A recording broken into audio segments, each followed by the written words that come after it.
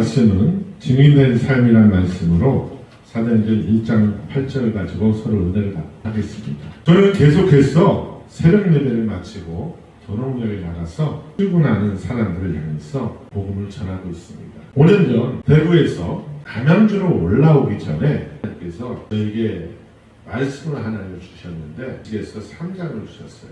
에스겔서 그 3장에 보면 에스겔을 파수꾼으로 세우시면서 망해가는 이스라엘 민족들 와서 하나님의 말씀을 외치라고 말씀을 하십니다. 그 말씀을 주시면서 에스겔로 그 말씀을 먹으라고 해요.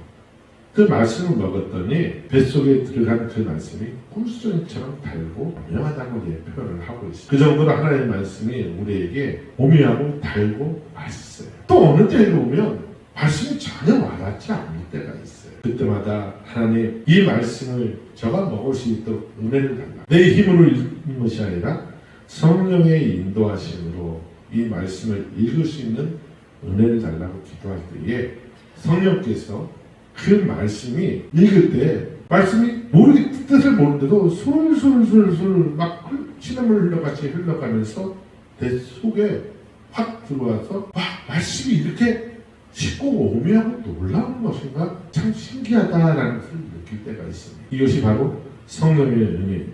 그런데 요즘 이 파수꾼이라는 말을 잘못 사용하는 이들 때문에 잘 사용하지 않는 단어가 되어버렸어요. 또 추수꾼이라는 단어도 잘 사용하지 않고 있어요. 예수님께서는 성경에 하나님 때가 되면 추수꾼이 보내서 추수할 곡식을 거둬들인다고 했거든요.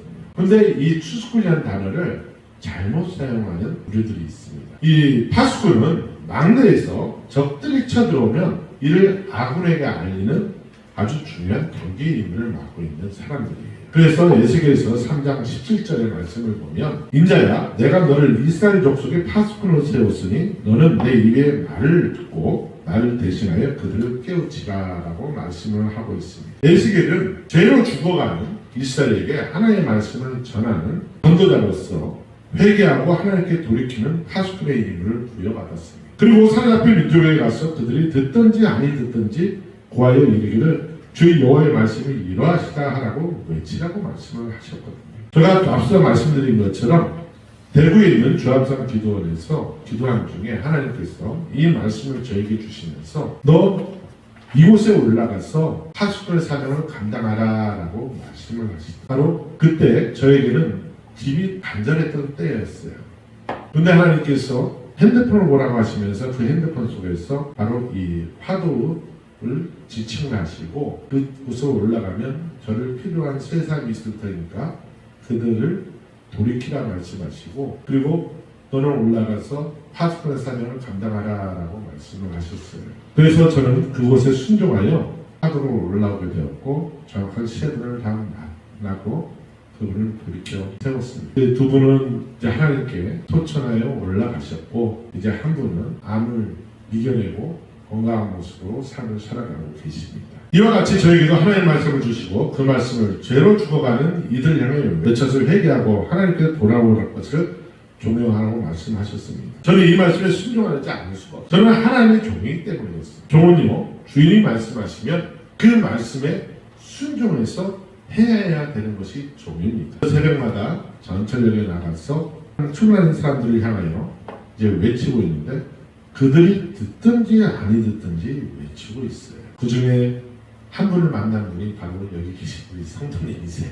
그러니까 이것이 만남이 우연이 아니라는 거예요. 하나님의 계획 안에서 이 만남을 이루게 하셨고 하나님의 자녀로 삼으시고자 서로 이렇게 만나서 오늘 이 자리에 계신 줄 믿습니다. 이제 전철역에서 복음을 전하다 보면 어떤 이들은 비오는 이들도 있고 어떤 이들은 목사님 수고하십니다 하고 인사를 하고 가시는 분 있고 파이팅 외칠 때는 같이 파이팅 외치면서 목사님 오늘도 힘낼게요 하고 반응을 보여주고 가시는 분들이 있습니다. 그들의 영혼이 죄를 죽어가 지옥불로 달려가고 있다고 저에게 말씀하시면서 돌이키라고 말씀을 하시길래 듣든지 안 듣든지 너는 가서 외치라. 거의 모든 책임은 내가 진다라는 하나님의 말씀을 듣고 와서 그때 외치고 있는 것입니다. 어느 정도 시간이 흐르면 생명이 없는 종교들이 나타나 자신들의 것을 전하기 시작합니다. 사랑하는 성도 여러분, 기독교는 종교가 아닙니다. 아멘. 살아계신 하나님이 계시기 때문에 바로 하나님의 말씀, 살아있는 말씀이 기독교입니다. 바로 기독교는 생명인 것입니다. 종교는 죽은 것을 믿는 것이지만 기독교는 우리와 함께 계시는 살아있는 생명의 말씀을 믿고 따라가는 것입니다. 종교는 나를 죄에서 구원하지 못하지만 기독교는 나를 위해서 십자가에 달려서 피와 물까지 쏟아주시며 죽기까지 나를 사랑하시는 그 사랑으로 구원하여 주시는 생명의 말씀입니다. 요한복음 3장 16절에 하나님이 세상을 이처럼 사랑하사 독생자를 주셨으니 이는 그를 믿는 자마다 멸망하지 않고 영생을 얻게 하려 함이라 라고 말씀을 해주고 계십니다. 말씀은 육신이 되어 이 땅에 오셨고 이 땅에 계시는 동안에 병든 자들을 고치시고 죽은 자를 살려주셨으며 귀신들을 쫓아내시고 그들에게 붙잡혀 있는 자들을 자유함을 주신 것이 바로 말씀입니다. 그리고 죄로 죽은 우리를 대신하여 십자가를 지심으로 우리의 모든 죄값을 십자가에서 흘리신 보혈의 피값으로 다 해결해 주셨습니다. 지금도 예수 그리스도의 십자가의 피가 우리와 함께 계셔서 오늘을 살아가는 동안 짓고 있는 모든 죄에 대하여 입으로 시인하고 회개할 때에 그 십자가에 흘리신 피값으로 우리 죄를 대신하시고 우리 죄를 깨끗하게 씻어 용서해 주시는 분이 바로 하나님 우리 주 예수 그리스도이심을 믿으시기 바랍니다. 그분이 오늘도 말씀으로 우리를 하나님 나라로 인도해 가고 계심을 믿으시기 바랍니다. 이 세상 어떤 종교도 나를 위해서 죽은 것이 없습니다. 이 세상 어떤 종교가 나를 위해 대신 피를 흘려 그 값을 지불해 준 적도 없습니다. 이 세상에 그 어떤 종교도 결코 나의 죄를 위하여 죽어준 적도 없고 피를 흘려 그 값을 지불해 준 적도 없는 것입니다. 이 세상에 그 어떤 종교도 나를 위해 대신해 준 것이 하나도 없습니다. 대려 나를 미혹하여 죄악으로 끌어가려며 모든 것들을 빼앗아가고 심지어 생명까지 죽음으로 이끌어갈 뿐 아니라 우리의 영혼을 지옥으로 이끌고 가고 있다는 사실을 깨달아 알아야 될 점이 있습니다. 사랑하는 성도 여러분, 우리 말씀으로 이 땅에 오신 예수 그리스도의 십자가의 피값으로 용서를 받아 하나님의 자녀로 거듭난 체험을 경험한 성도들임을 믿으시기 바랍니다. 거듭난 체험을 경험한 성도는 이를 알지 못한 이들에게 전하여 그들도 구원의 기쁨을 누릴 수 있도록 증거하는 증인의 삶을 살아가야 될 점이 있습니다. 이를 증거하는 증인의 삶은 나의 힘으로 되는 것이 아닙니다. 오늘 말씀 첫머리에 이를 증명해 주고 있습니다. 오직 성령이 너희에게 임하시면 너희가 권능을 받고 오직 성령이 너희에게 임하시면 너희가 권능을 받고 전도자가 되라는 것입니다. 너희들 스스로 전도자가 되는 것이 아니라 하나님이 이끄셔서 하나님이 앞장서서 가실 테니까 그 하나님을 따라가라고 말씀하고 계십니다. 전도는 나의 힘으로 능력을 하는 것이 아닙니다. 예수 그리스도께서 주시는 성령의 능력이 내게 임하시면 나에게 전도할 수 있는 지혜와 명철을 주시다고 말씀하고 계십니다. 그리고 세상을 이길 수 있는 힘, 뱀과 전갈을 밟으며 원수의 모든 능력을 제할 능력을 예수 그리스도의 이름으로 물리칠 수 있는 권능을 저에게 주시겠다고 말씀하십니다. 우리는 그 능력을, 그 권능을 갖고 나가서 전하면 되는 것입니다. 처음에는 어색하고 힘이 듭니다. 아무리 전하고 외쳐도 열매를 맺지 않습니다. 하지만 포기하지 않고 날마다 힘써 기도하여 하나님과 교통하고 하나님께서 주시는 성령의 능력을 덧입어서 하루 전하여 나갈 때에 열매를 맺기 시작합니다. 저도 천천히 외치는 것이 어색했습니다. 하지만 그 어색함을 이기고 날마다 외칠 때에 많은 분들이 반응을 보이기 시작합니다. 교회적으로는 성도들이 찾아와 함께 예배하게 되었고요. 삶 속에서도 변화가 일어나기 시작합니다. 막혔던 물질이 문제가 뚫리기 시작합니다. 그렇게 바라고 기도했던 사택 문제가 해결되는 은혜를 입었습니다. 전도를 하게 되니 그 모든 것을 하나님께서 은혜를 주시기 시작합니다. 제가 하나님의 일을 할 때 하나님은 저희 일을 해주신 것을 눈으로 보고 몸으로 체험하고 경험하게 되었습니다. 이것이 성령의 권능으로 증인된 삶을 살아가는 이들의 체험과 경험인 것을 믿으시기 바랍니다. 둘째로 증인된 삶을 살아가는 데는 고통이 따르게 되어 있습니다. 그러나 이에 흔들려서는 안 됩니다. 예수님께서도 마가복음 11장 17절에 이 세대를 비유하시면서 우리가 너희를 향하여 피를 불어도 너희가 춤추지 않고 우리가 슬피 울어도 너희가 가슴을 치지 아니한 것 같도다 라고 말씀하고 계십니다. 아멘. 이는 이 세대가 예수님께서 피를 불듯 기쁨의 복음을 선포해도 아무런 반응을 보이지 않고 냉담한 상태를 말해주고 있습니다. 또 슬피 울며 회개를 종용하여도 이를 따라 가슴을 치며 회개하는 이들이 전혀 없음을 말씀하고 있는 것입니다. 그뿐 아니라 안식일에 부자를 고쳐주면 안식일을 하지 못한 일을 했다고 책망하며 죽은 죄까지 세우는 바리새인과 서기관들 그리고 제사장들을 볼 수가 있었습니다. 예수님은 어떠한 고난에도 결코 굴하지 않고 계속해서 하나님 나라를 선포하고 병든 자를 고쳐주시고 귀신 들린 자들을 자유케 하여 주시며 가난한 자들에게 하나님 나라를 쉬지 않고 선포하여 주셨습니다. 바울도 그렇습니다. 바울도 복음을 전할 때마다 유대인들이 나타나 방해할 뿐 아니라 죽이려고 한 적이 한두 번이 아니었습니다. 매를 맞는 것이 5번 이상 맞아 죽을 뻔하였고 돌을 맞아 죽을 뻔한 것이 수번이라고 말하고 있습니다. 숱한 죽음을 고비를 옮기서까지 복음을 전하기 위해 쉼없이 달려온 바울의 노력이 있기에 오늘 복음을 듣고 예수 그리스도의 구조를 영접한 우리가 이 자리에 앉아있는 것입니다. 우리 또한 예수님과 같이 사도들과 같이 바울과 같이 죽음을 두려워하지 아니하고 고난에 당당히 맞서 복음을 전하는 이유가 바로 천국에 대한 소망이 있기 때문인 것입니다. 죄의 종에서 벗어난 우리에게 원수들은 끊임없이 계속해서 죄에 속박하려고 우리의 생각을 통해 유혹하며 빈틈을 누리고 있음을 잊어서는 안 될 것입니다. 바울은 고린도서 10장 10절을 통해서 우리에게 권고합니다. 그런즉 선줄 생각하는 자는 넘어질까 조심하라. 우리가 이만큼이면 되겠지라고 생각할 때 우리는 넘어질까 조심하라는 것입니다. 하나님의 복음을 전하는 데는 어떤 한계치가 없는 것입니다. 이쯤 전했으면 되겠지라는 것은 없는 것입니다. 우리가 주 앞에 서는 그날까지 꾸준하게 복음을 전하면서 주님을 의지하는 삶을 살아가는 우리 사랑하는 성도님 되시기를 예수님의 이름으로 부탁을 드립니다. 아멘. 복음을 전하는 여러분에게 원수들은 주변 환경과 물질과 사람들을 통해서 뱀과 정갈이 뿜어내는 죽음과 같은 독의 고통으로 끊임없이 삶 속에 도전해올 것입니다. 환경을 옥죄일 것입니다. 물질을 옥죄일 것입니다. 자녀를 통해서 고통을 줄 것입니다. 하지만 거기에 굴하지 마십시오. 그건 현상일 뿐입니다. 그 현상은 시간이 되면 지나가기 마련입니다. 이에 베드로 사도는 베드로전서 5장 8절과 9절에 우리에게 강한 오전을 강구하고 있습니다.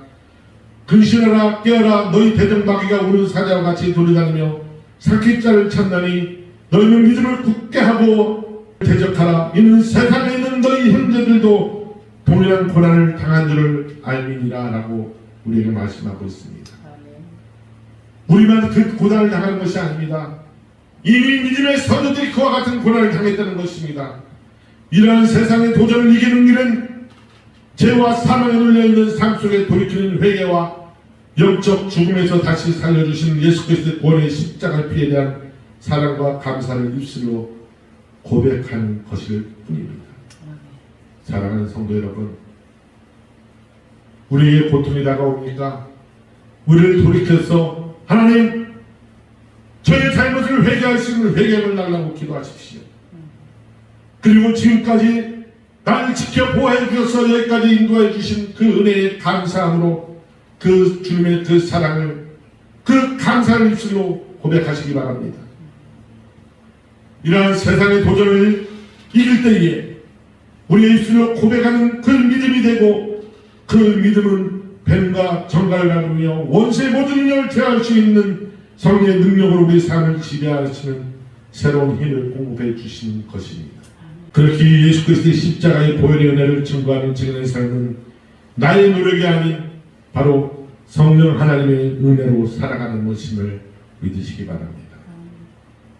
세 번째로 말씀의 능력을 나타내는 것입니다.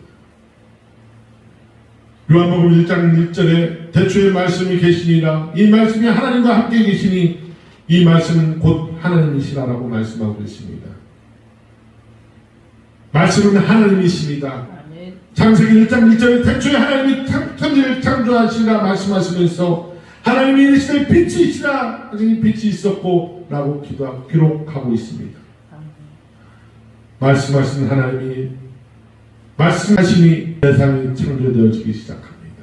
이를 요한복음 1장 3절에서는 만물이 그로 말미암아 지은 바 되었으니 지은 것이 하나도 그거 없이는 된 것이 없느니라. 아멘. 아멘. 그 말씀이 이 땅에 오셨습니다.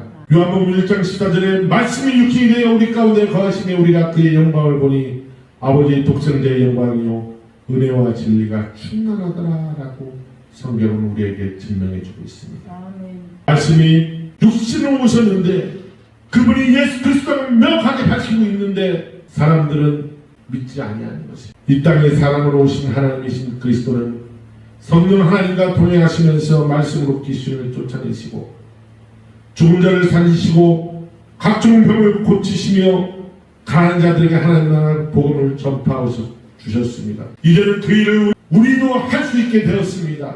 우리는 하라고 그러십니다. 우리가 하나님 예수 그리스도와 성령의 능력으로 함께하면 되는 것입니다. 요한복음 15장 7절에 너희가 내 안에 거하고 내 말이 거하면 무엇이든지 원하는 대로 구하라 그래야만 이루리라 말씀하십니다. 아멘. 또한 요한복음 14장 12절에 내가 진실로 너희에게 이르노니 나를 믿는 자는 내가 하는 일을 그도 할 것이요 아멘. 또한 그보다 큰 일을 하리니 우리에게 말씀해 주셨습니다. 아멘. 성령님께서 함께 하신 우리는 예수님이 하신 일을 할 수 있고 예수님보다 더 큰 일을 할 수 있음을 믿으시기 바랍니다. 아멘. 우리보다 앞선 많은 분들이 그 사랑을 살아내고 지금도 많은 분들이 이와 같은 삶을 살아내고 계심을 믿으시기 바랍니다. 아멘. 사랑하는 은총교회 성도 여러분, 우리는 하나님의 은혜를 경험한 증인들입니다. 아멘. 우리의 증인들은 증인된 삶을 살아내야 합니다. 증인된 삶을 우리 힘으로 살아내는 것이 아니라고 분명히 말씀을 드렸습니다. 아멘. 지금도 살아계셔서 일하시는 예수 그리스도로 기도하여 성령 하나님이 우리의 일을 함께 이루어 주시는 것을 믿으시기 바랍니다. 히브리서 4장 12절에 우리에게 그것을 증명해 주고 계십니다. 하나님의 말씀은 살아있고 활력이 있어 자유의 날선 어떤 검보다 예리하여 혼과 영과 및 관절과 고수를 찔러 쪼기까지 하시며 또 마음의 생각과 뜻을 판단하시나니. 아멘. 아멘. 말씀이신 하나님이 깊은 것까지 통달하시는 성령님과 함께 하심으로 우리가 말씀을 붙잡고 기도하면 그 기도가 말씀 안에서 우리 삶 속에 응답으로 나타나 병이 치유되어지고 문제가 해결되어지며 가정이 회복되어지고 묶여있던 모든 문제들이 풀어져 해결되어지고 악한 귀신들이 떠나가는 것입니다. 아멘. 이것이 하나님을 체험하고 경험하는 것입니다. 아멘. 우리는 말씀과 성령의 은혜로 하나님을 체험하고 체험한 것을 증거하는 삶을 살아내는 증인이기에 은혜와 함께 증인된 삶을 살아내야 하는 것입니다. 아멘. 전도 어렵지 않습니다. 아멘. 입을 열어 예수 그리스도의 평안을 선포하시면 되는 것입니다. 아멘. 듣든지 아니 듣든지 우리가 결정하지 말고 말씀에 따라 선포하면 그에 대한 열매의 결과는 하나님께서 책임져 주실 것입니다. 아멘. 기도하겠습니다. 사랑과 은혜가 풍성하신 좋으신 아버지 하나님 고맙고 감사합니다. 오늘 이 시간도 증인된 삶을 어떻게 살아야 되는가를 명확하게 저에게 알려주셨사오니 하나님을 경험하고 체험한 우리가 그 하나님을 우리 주 예수 그리스도를 증거하는 증인된 삶을 살아낼 수 있도록 은혜를 내려 주옵소서. 예수님의 이름으로 감사하며 기도드렸습니다. 아멘.